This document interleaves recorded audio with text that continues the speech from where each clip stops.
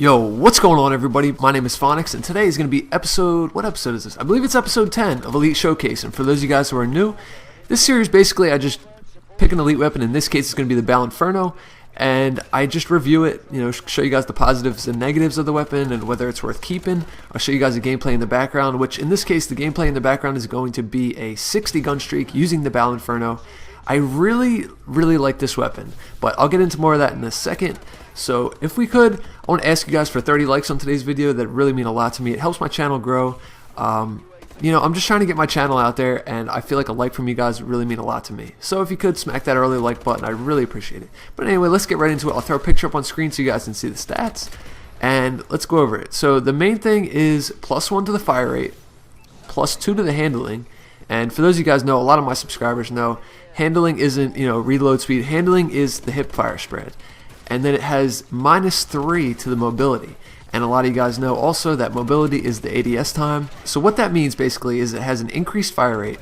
It has a 20% increased hip spread. So that means it's going to have a tighter spread pattern on the hip spread. And then it has -3 to the mobility, which is going to translate into a 30% slower ADS time. Now, I gotta say that -3 of the mobility is the biggest drawback to this weapon. This weapon has a lot of characteristics of an SMG. It has a really fast fire rate. It fires at 1000 RPM once it's fully wound up.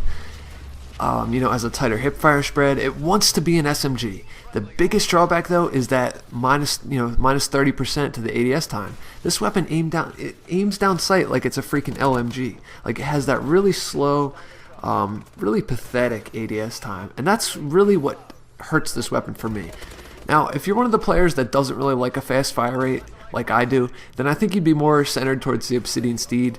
And the Obsidian Steed is a great weapon.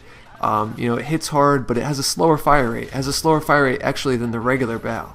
But me personally, I like weapons with a really fast fire rate, and this weapon appeals to me. I really like the Inferno, but like I said, I'm kind of torn when it comes to that really slow ADS time. But you're thinking, why can't you just put quick draw on it?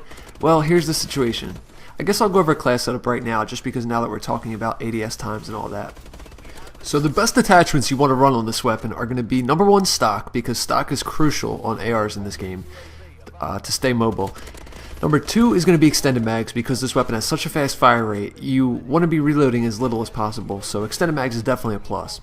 And then 3, this is going to be the kind of the variable. So if you're going to play on a smaller map like Biolab or Detroit, you definitely want to use a quick draw grip. Now, if you're going to be playing on an open map, like in this case Solar or Instinct, or a map that has a lot of long lines of sight, you definitely want the foregrip for the increased accuracy, because when you throw a foregrip on this thing, it's an absolute laser. It has 0 recoil, which is great. And, when you're playing a closer quarters map, you want the quick draw just so you don't have that ADS delay, like that LMG style ADS time. So that's the best kind of tips I can give you guys as far as class setup goes. Let's talk about the way this weapon looks real quick. I think this weapon is absolutely beautiful. I actually think it looks better than the Obsidian Steed as far as looks go. So yeah, that's that. This weapon looks really good with pretty much any camo on it, but I personally prefer the stock camo that's on it originally. I think a lot of the regular elite camos are really good looking, and I usually just keep them on my weapon. My final thought is, I'm sure you guys already know this, but it's definitely 100% keep this weapon if you get it from a supply drop. Do not sell this weapon for XP. It's definitely worth keeping. So that's about it, guys. Hopefully you guys enjoyed this episode of Elite Showcase.